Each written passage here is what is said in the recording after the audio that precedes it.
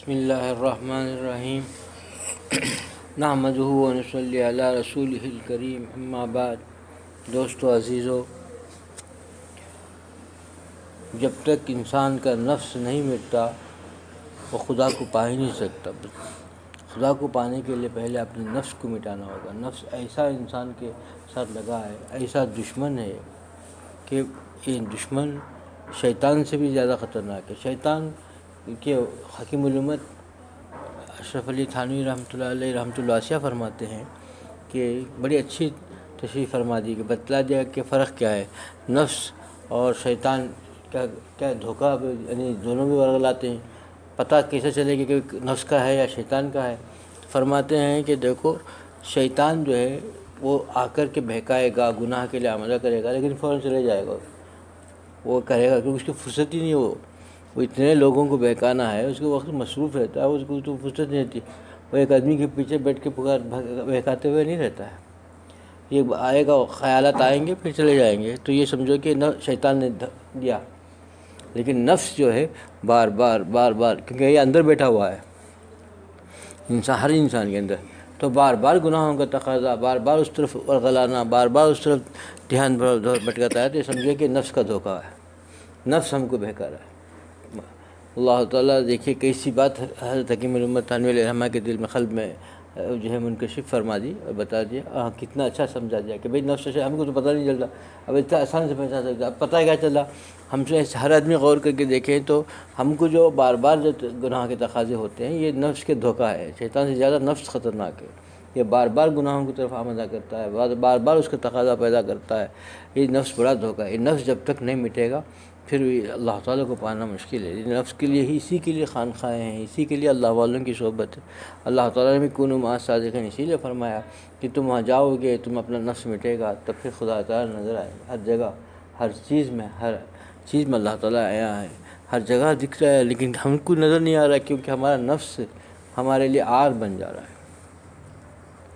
جیسے کہ ایک چاند ہے، چاند آنکھوں سے دکھائی دے رہا ہے، لیکن اگر ابر آ گیا تو وہ چاند نظر ہی نہیں آتا، پورا اندھیرا چھا گیا، لیکن چاند تو باقی ہے۔ یہ ابر جو درمیان میں آ گیا یہ حائل ہوگا، اسی طرح سے یہ نفس ہمارے درمیان میں آ گیا، حائل ہو جاتا ہے، یہ چیزیں نظر نہیں آئیں گی۔ نفس جانے کے لیے ہی ہے۔ دیکھیے یہ عبادتوں سے نہیں جاتا ہے۔ حج کر لیا، کسی نے روزہ رکھا ہے، حج کیا ہے، ذکر کرتا ہے، تہجد میں اٹھ کے رو رہا ہے، گڑ گڑاتا ہے، تو بھی نفس نہیں مٹتا، نفس نہیں مٹتا۔ کتنی بھی عبادت کر لو، کتنا بھی ذکر کر لو، کتنا بھی تم جو ہے اللہ اللہ کر لو، حج کر لو، نفس نہیں مٹے گا۔ نفس اگر مٹتا، اگر ایسے عبادتوں سے مٹ جاتا، ذکر سے مٹ جاتا، تو شیطان کا سب سے پہلے مٹ جاتا۔ شیطان سے بڑا کون ذکر کرتا تھا؟ کون عبادت کیا ہے؟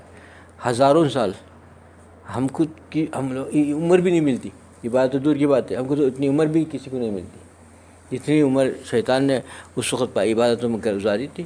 تو پھر نفس کہاں مٹا؟ نفس تو نہیں مٹتا، نفس تو صرف کسی اللہ والوں کے پاس جا کے رگڑنے سے، ان کی رگڑائی سے مٹتا ہے۔ اسی کے لیے فرمایا گیا کہ اللہ والوں کے پاس جا کے وہی کہ مٹا دیجئے، میں مٹنے کے لیے آیا ہوں۔ یہ جا کے جب حوالے ہو جائے گا تب ہوگا، مجھ کو مٹا دیجئے، مٹانا ہے۔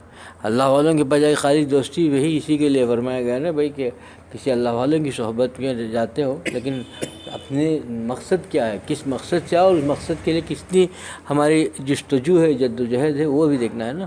کہ آدمی جاتا تو ہے لیکن جا کے خاموش بیٹھا رہتا ہے، کچھ کام نہیں ہوتا، فائدہ نہیں ہوتا۔ اللہ والوں کے پاس، اللہ کے جتنے مقرب بندے ہیں ان کی صحبت میں جائیں گے تب پتہ چلتا ہے۔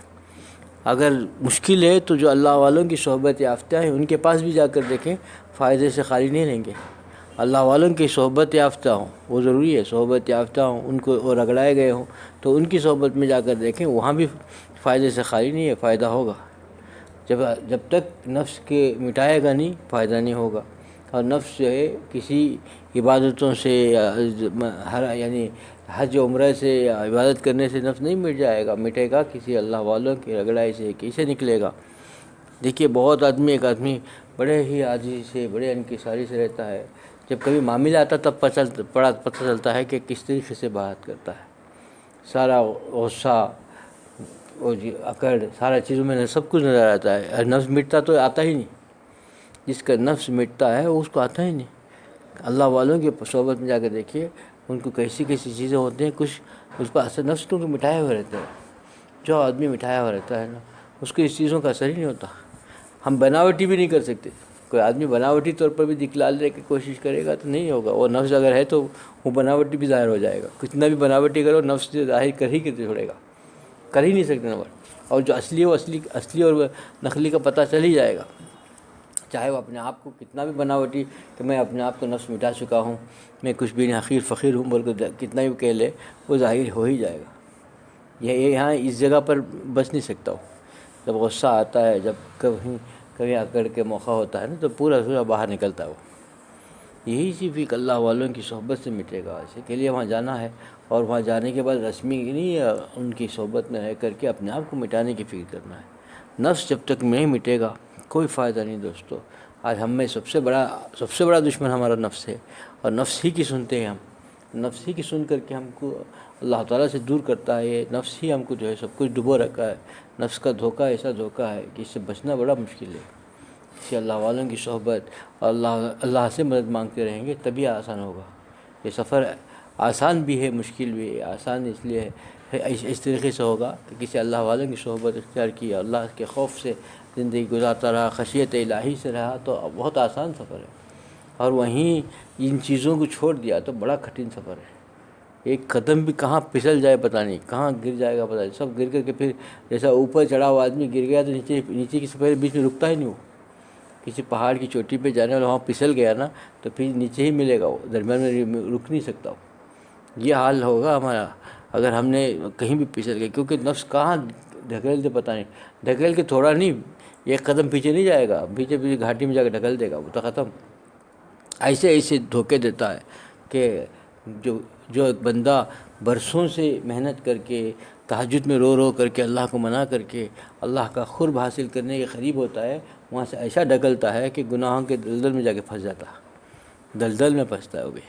دلدل اس کو کہتے ہیں جہاں پر کوشش بھی کرتا ہے نکلنے کی، نکل نہیں سکتا، بڑی مشکل ہو جاتی ہے۔ دلدل اس چیز کا نام ہے جہاں پر دیکھے کمر تک پھنس گیا، تھوڑی بھی حرکت کر کے پیر نکالنے کی کوشش کرے نا اور جائے گا نیچے، پھنس جائے گا، وہاں حرکت ہی نہیں کرنا، کرتا گیا تو اور رکے بھی رہے گا تو وزن سے اندر جاتا جائے گا، حرکت کرے گا تو اور تیزی سے اندر جائے گا۔ اس کا نام دلدل ہے۔ دلدل اس جگہ کو کہتے ہیں جہاں پر آدمی حرکت بھی کرے گا تو بھی اندر جائے گا، ایک پیر اٹھائے گا تو دوسرا پیر اندر اور اندر چل جائے گا، حرکت کرتا جائے گا اندر جاتا جائے گا، تو یہ گناہوں کے دلدل میں ڈھکل دے گا۔ اور کہاں تھا وہ کہاں چلے گا، کتنی محنت کر کے، کتنی ریاضت کر کے کہاں کا اللہ کا قرب حاصل کرنے کے قریب تھا بندہ، اور ایک ہی لمحے میں کہ تھوڑا سا بھی نہیں۔ بھائی ایک آدمی نے 100 نمبر لیا تھا، اب اس نے ذرا سا غلطی کر دی، گناہ ہو گیا، اب جو ہے 90 نمبر پہ آ گیا، ایسا نہیں ہے، 0 پہ چل جاتا ہے، مائنس پہ چل جائے گا، ختم پورا ایک ہی لمحے میں۔ نفس تھوڑا تھوڑا نہیں کرتا تو سنبھل کے پھر جانے کا موقع ہی نہیں ہوتا۔ اسی کے لیے انسان کو جو ہے ہمیشہ جو ہے نفس سے جو ہے چوکنا رہنا چاہیے۔ اور نفس سے چوکنا کیسا رہے گا، نفس کو پہچانے کا ہی کیسے، جب تک کسی اللہ والوں کی صحبت اختیار نہیں کرے گا، ورنہ یہ دھوکہ بہت دھوکہ دیتا ہے۔ یہ جب تک کہ وہی نفس نے شیطان کو جو ہے مردود بنا دیا، وہی نفس ہمارے لیے آج بھی ہمارے ساتھ جو ہے وہی نفس ہم کو دھوکے میں رکھا ہے، اللہ کا قرب حاصل کرنے سے ایک رکاوٹ بنا ہوا ہے، درمیان میں حائل ہے۔ اور ہم کو یہ نفس اگر مٹ گیا نا تو بالکل جو ہے واضح ہو جائے گا، اللہ کا قرب ملنا آسان ہو جائے گا، اللہ تعالیٰ کے جو ہے اس راستے پہ چلنا ہمارے لیے آسان ہو جائے گا۔ جس طریقے سے انسان کی آنکھوں کے اور چاند کے درمیان میں بیچ میں جو ہے ابر آ کر کے اس کو جو ہے کوسوں دور کر دیتا ہے، اندھیرا کر دیتا ہے بالکل، کہ چاند کی روشنی بھی ختم، سب کچھ ختم، روشنی تو ختم ہوئی نہیں، یہ ابر جو ہے درمیان میں جو آیا تھا، جو ابر اس کو درمیان میں حائل ہو کر کے ہمارے نظروں سے اوجھل کر دیا چاند کو۔